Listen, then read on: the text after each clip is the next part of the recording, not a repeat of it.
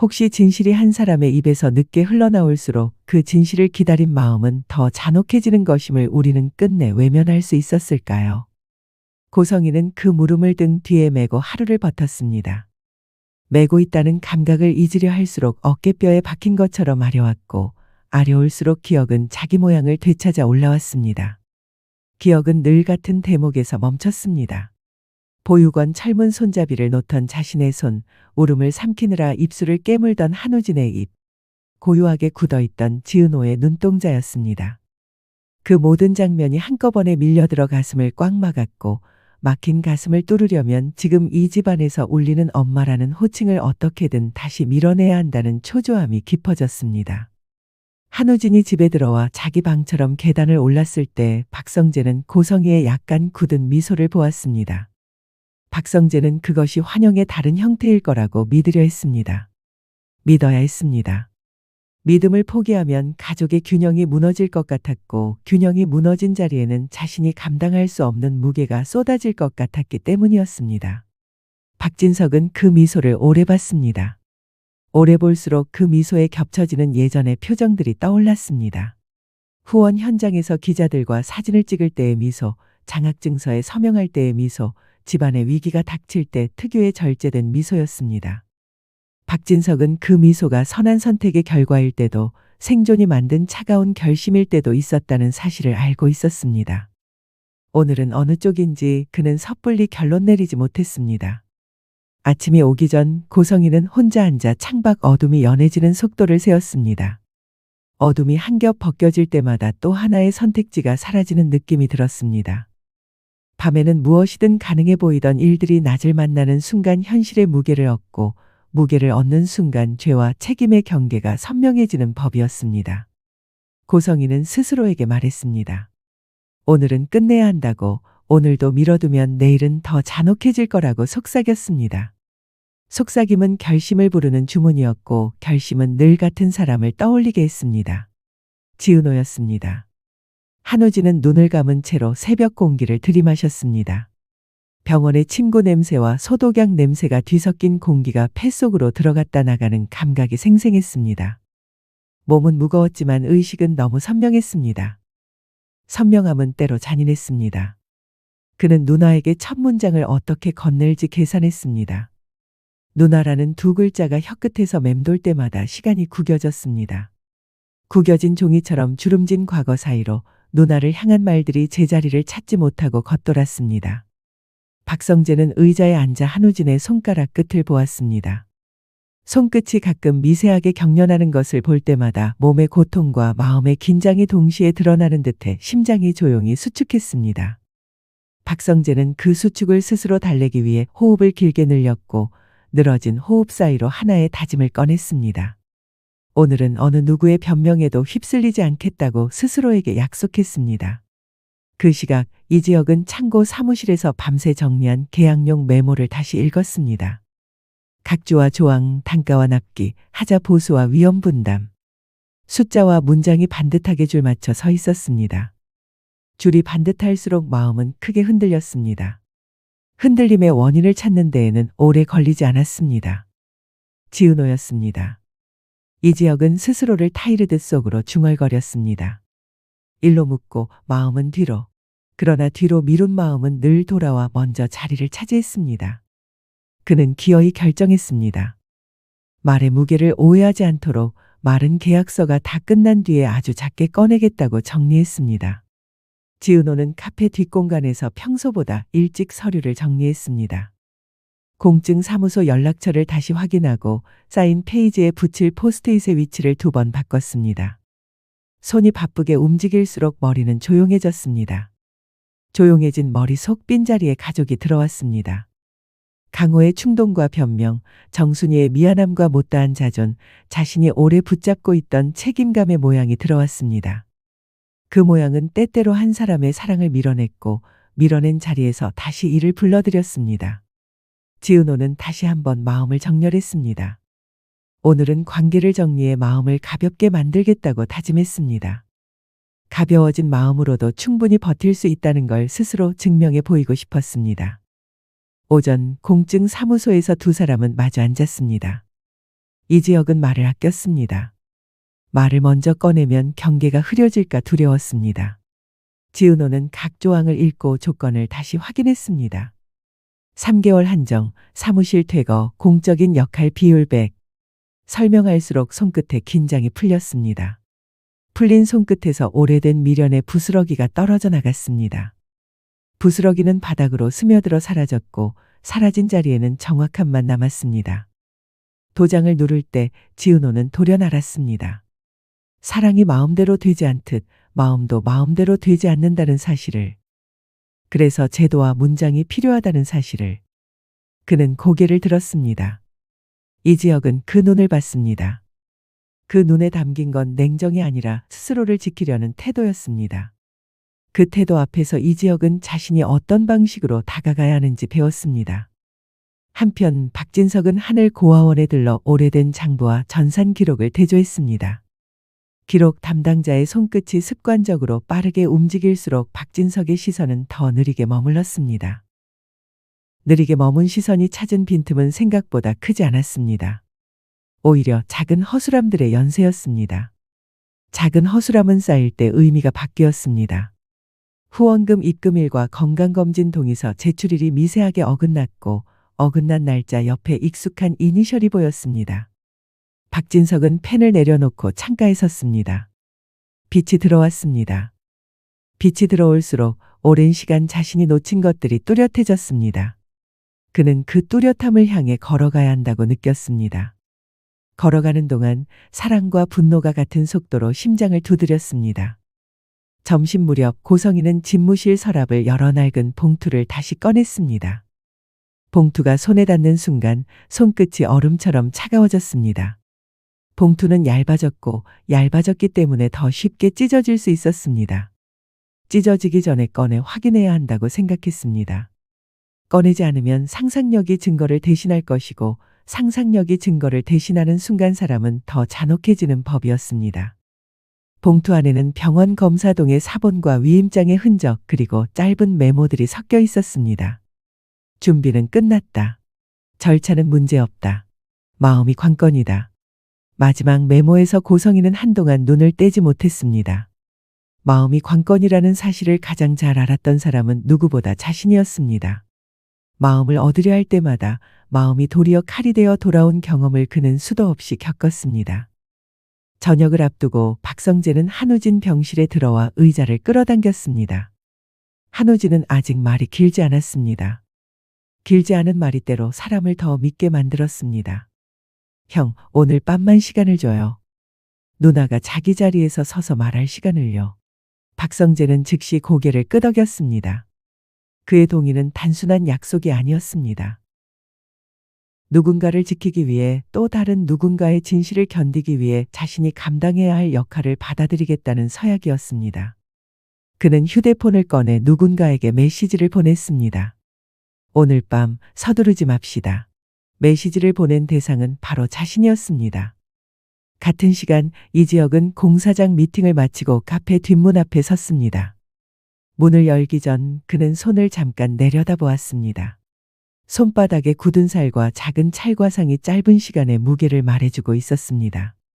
문을 열자 지은호가 서류를 정리하던 손을 멈췄습니다. 둘은 눈인사를 건넸습니다. 지은호는 먼저 입을 열었습니다.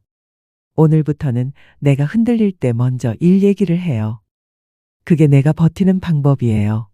이지혁은 그 말을 들으며 속으로 한번 천천히 읽었습니다. 버틴다는 동사는 사랑보다 앞에 있어야 했다. 그는 작게 대답했습니다.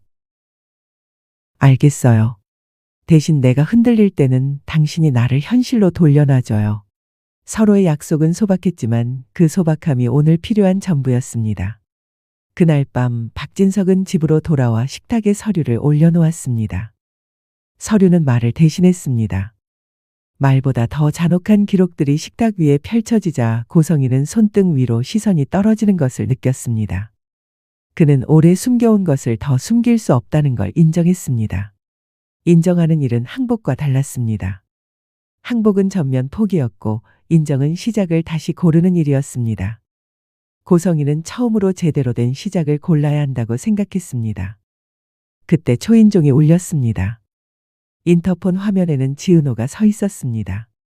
어제와 달라진 점이 있다면 오늘의 지은호는 두 손으로 서류를 꼭 붙들고 있었다는 사실이었습니다. 그 손에는 도망치지 않겠다는 의지의 무게가 실려 있었습니다. 거실에 모인 사람들은 각자 다른 이유로 자리에 앉았습니다. 박진석은 가족이라는 단어의 질량을 놓치고 싶지 않았습니다. 박성재는 오늘의 일이 미래의 자신을 어떻게 만들지 알고 싶었습니다. 박영란은 어른들의 선택이 자신의 삶을 더 이상 망치게 두고 싶지 않았습니다.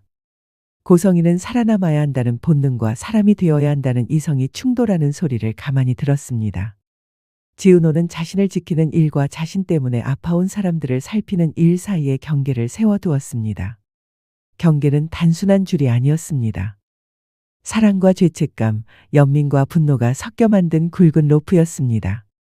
지은호는 먼저 자신을 소개했습니다. 이상할 정도로 형식적인 소개였습니다. 소개를 끝내고 그녀는 한 장씩 서류를 꺼냈습니다. 입양 사실의 확인, 위임장 사본의 문구, 병원 검사의 항목, 그리고 법률 자문서의 핵심 문장. 하나씩 올릴 때마다 고성이의 호흡이 짧아졌습니다. 짧아질수록 몸의 근육이 굳어졌고 굳을수록 표정이 딱딱하게 굳었습니다. 박진석은 아내의 어깨가 굳는 각도를 보며 마음속 문장을 정리했습니다. 그는 마지막까지 예의를 남기고 싶었지만 예의가 진실을 가리는 막이 되는 순간을 알고 있었습니다. 그는 조용히 물었습니다. 당신은 왜 그 모든 절차를 사람의 말 앞에 두었소? 질문은 가벼웠지만 오래 쌓인 침묵을 부숴버리는 힘이 있었습니다. 고성이는 한동안 아무 말도 하지 않았습니다. 말을 꺼내는 순간 지난 수십 년이 재단될 것을 알고 있었기 때문이었습니다. 그러나 재단하지 않고 남겨둔 과거가 오늘을 계속 물들이고 있었다는 사실도 알고 있었습니다. 그는 작게 시작했습니다. 나는 두려웠소. 그 말에는 체면이 없었습니다. 체면을 벗긴 마른 사람의 내장을 드러냈습니다. 빈손으로 돌아가야 하는 두려움, 아픈 아이를 살릴 수 없다는 두려움, 내가 만들어온 삶이 사실 한 사람의 희생 위에 서 있을지 모른다는 두려움. 고성이는 두려움이 어떻게 사람을 변형시키는지 설명했습니다. 설명은 변명이 아니었습니다. 설명하는 사람의 목소리가 낮고 거칠었기에 변명과 거리는 멀어 보였습니다. 지은호는 그 설명을 끝까지 들었습니다. 듣는 동안 마음의 여러 조각이 서로 마찰을 일으켰습니다. 그 마찰이 뜨거워져 울음으로 변하려 할 때 그녀는 스스로에게 명령하듯 말했습니다. 지금은 운다, 나중에는 산다. 그는 울음을 조금 허용했습니다. 허용한 만큼만 숨이 넓어졌습니다. 숨이 넓어진 만큼 말을 꺼냈습니다. 어머니, 저는 나를 살리고 싶습니다. 그리고 누군가의 절박을 위해 내 삶이 사고처럼 사용되는 일을 멈추고 싶습니다. 제 몸, 제 시간, 제 결정은 제 것입니다. 결정이라는 단어가 집안을 떠돌았습니다. 그 단어 앞에서 박성재는 고개를 숙였습니다. 그는 사랑이라는 말 대신 존중이라는 말을 떠올렸습니다. 존중은 사랑보다 먼저였고 사랑을 오래가게 하는 지렛대였습니다. 그때 박진석의 휴대폰이 진동했습니다. 병원 보안팀이 보낸 메시지였습니다. 어젯밤 병원 인근 불상자 검거, 하늘건설 하청업체 관련자. 의뢰선 추적 중. 간단한 문장이었지만 집안의 공기를 바꾸기에는 충분했습니다. 용의선이 하늘건설이라는 이름과 닿아 있다는 사실은 박성재의 어깨를 무겁게 만들었습니다. 하늘건설의 이름은 그에게 사업의 교과서이자 도덕의 참조표였고 동시에 가족의 힘이자 약점이었습니다. 그는 즉시 통화를 걸어 상세를 확인했습니다. 확인하는 동안 그의 얼굴에 얇은 균열이 생겼습니다. 균열은 부끄러움과 분노와 책임감 때문이었습니다. 그는 통화를 끊고 간단히 알렸습니다. 우리 쪽 하청선에서 움직임이 있었습니다. 제가 끝까지 확인하겠습니다. 지은호는 짧게 고개를 끄덕였습니다. 끝까지 라는 말이 안심을 주었습니다. 끝까지 가겠다는 약속은 많은 두려움을 누그러뜨리는 힘이 있었습니다. 회의는 잠시 숨을 골랐습니다. 잠깐의 침묵 속에서 박영란은 말을 꺼냈습니다. 평소라면 꺼내지 않았을 말을 꺼냈습니다. 엄마, 나는 엄마가 늘 강하다고 생각했어. 근데 지금 보니까 강한 척하느라 사람을 자꾸 밀어버린 것 같아. 나도 그렇게 배웠고. 고성이는 딸의 고백을 듣고 비로소 자신이 다음 세대에게 무엇을 남겼는지 깨달았습니다.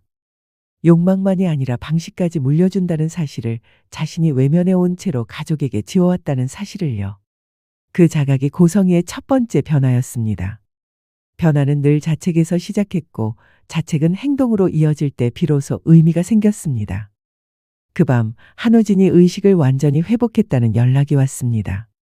모두가 그 소식을 들었습니다. 지은호는 첫 번째로 일어섰습니다. 가겠습니다. 가겠다는 말 속에는 마주하겠다는 뜻이 들어 있었습니다. 마주하는 일은 늘 두려웠지만 그 두려움 뒤에 있는 해방감을 알기 시작하면 발이 더 빨라지는 법이었습니다. 박성재가 함께 가겠다고 했습니다. 이지혁은 자리를 지키겠다고 했습니다. 여기를 지키겠습니다. 오늘 이 자리 무너지지 않게. 그의 말이 뜻밖의 울림을 만들었습니다. 자리를 지킨다는 말이 이렇게 설득력을 갖는 것은 이 집이 오랜 시간 자리를 떠나 달아난 채로 버텨왔기 때문이었습니다. 병원에 도착했을 때 한우진은 천천히 눈을 돌려 지은호를 바라보았습니다. 두 사람은 서로의 얼굴에서 이상한 익숙함을 읽었습니다.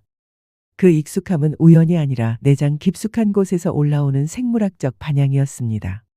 반향을 언어로 옮기기에는 아직 시간이 덜 익어 있었습니다. 그래서 둘은 단순한 문장으로 시작했습니다. 왔구나. 응우 왔어. 단순한 문장은 두 사람 사이에 긴장 대신 온기를 채웠습니다. 박성재는 한 발 물러나 두 사람의 호흡을 지켜보았습니다. 그는 도와주고 싶었지만 오늘 돕지 않는 용기도 필요하다는 걸 오래전부터 배워왔습니다. 한우진은 어젯밤 있었던 일을 더듬었습니다.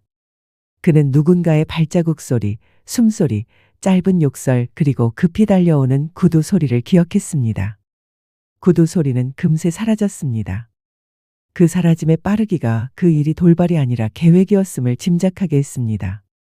계획의 흔적을 따라가면 언젠가 누군가에게 닿을 것이고 닿는 순간 많은 것이 무너질 것입니다. 그러나 무너짐 뒤에야 세워지는 것들이 있다는 것도 그는 이제 조금 알 것 같았습니다. 지은호는 그 말들을 차분히 듣고 고개를 끄덕였습니다. 끄덕이는 동안 그녀의 마음속에서는 두 개의 문장이 싸웠습니다. 끝내자. 와. 살리자.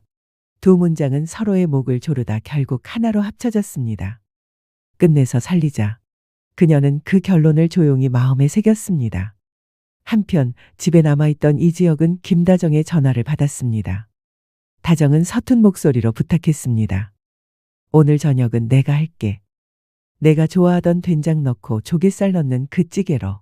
이지혁은 대답하는 도중 목이 약간 메었습니다. 다정이 자신이 번 돈으로 가족 밥상을 차리려 한다는 사실이 이지혁의 마음을 묘하게 흔들었습니다. 흔들림에는 미안함과 고마움이 함께 들어 있었습니다. 그는 고개를 끄덕이며 짧게 말했습니다. 엄마, 나도 오늘은 집에 있을게. 그 말은 스스로를 용서하는 첫 연습처럼 들렸습니다. 용서는 늘 남에게서 시작하는 줄 알았지만 사실은 자기한테서 시작해야 쉽게 건널 수 있다는 걸 그는 이제야 이해하기 시작했습니다. 밤이 더 깊어지기 전 박진석은 고성희에게 한 장의 종이를 내밀었습니다. 자기 진술서 초안이었습니다.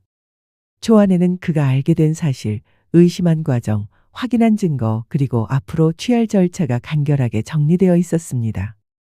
그는 아내에게 말했습니다. 나는 당신을 사랑했소. 그래서 지금도 사랑과 분노가 같이 올라오. 그 둘이 싸우는 동안 나는 법과 상식의 뒤에 서 있겠소. 당신도 우리도 거기로 나가야 하오. 고성희는 그 말을 처음에는 강요로 들었습니다. 그러나 곧 방향 제시로 들렸습니다. 방향을 잃은 사람에게 가장 필요한 건 손목을 비틀어 끌어내는 힘이 아니라 걸어갈 수 있게 앞을 밝혀주는 목소리였습니다. 그는 고개를 작게 끄덕였습니다. 끄덕임은 그녀가 오늘 할 수 있는 최선의 동의였습니다. 셋이 병원에서 돌아와 다시 집에 모였을 때 각자의 얼굴에는 다른 피로가 그려져 있었습니다. 피로는 다른 번짐을 가졌지만 공통으로 하나의 생김새를 공유하고 있었습니다.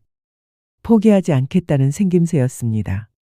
그때 초인종이 또 울렸습니다. 이번에는 늦은 시각이었습니다. 집안 공기가 단번에 긴장했습니다. 박성재가 문으로 가려 했으나 박진석이 먼저 손을 들어 세웠습니다. 잠깐. 그는 모두의 얼굴을 차례로 보았습니다. 보면서 말을 잇지 않았습니다. 어떤 말도 지금은 더 무거워질 뿐이었기 때문이었습니다. 그는 문으로 걸어갔습니다. 문고리를 잡는 그의 손등에 굳은 살이 또렷이 드러나 있었습니다. 삶이 만든 굳은 살이었고 오늘의 선택이 더할 굳은 살이었습니다. 문이 열리자 예상 밖의 사람이 서 있었습니다. 정순이었습니다. 정순이는 숨을 골라가며 말했습니다. 저 겨우 찾아왔습니다. 제가 말할 게 있습니다. 그녀의 손에는 오래된 봉투가 들려 있었습니다. 봉투 가장자리가 닳아 있었고 다른 자리에 누군가의 이름이 흐릿하게 남아 있었습니다. 지은호는 본능적으로 봉투를 보았습니다. 누구의 이름인지 무엇의 기록인지 아직 읽히지 않았지만 그 봉투가 오늘의 결말을 다룬 어딘가로 열어젖힐 열쇠가 될 수 있다는 것을 직감했습니다. 정순이는 떨리는 목소리로 덧붙였습니다. 이건 제가 오래전에 숨겨버린 이야기입니다. 그 순간 복도 끝에서 또 다른 발소리가 겹쳐졌습니다. 이번에는 낮지 않고 규칙적인 발소리였습니다. 수사당국의 발자국일 수도 있었고 하청선에서 보낸 누군가일 수도 있었고 그 어느 쪽도 아닐 수 있었습니다. 문이 채 닫히기도 전에 세상은 다시 겹겹의 선택지로 갈라지고 있었습니다. 누구를 먼저 드릴지, 무엇부터 꺼낼지, 어디까지 말할지, 어디서 멈출지. 각자의 심장은 각자의 결을 따라 뛰었고 그 뛰는 결들이 한방 안에서 조용히 충돌하며 새로운 리듬을 만들어냈습니다. 누구의 말부터 시작될지, 어떤 기록이 먼저 테이블 위에 놓일지, 다음 한 문장이 누구의 운명을 결정할지 그 누구도 알지 못했습니다. 그러나 한 가지 사실만은 분명했습니다.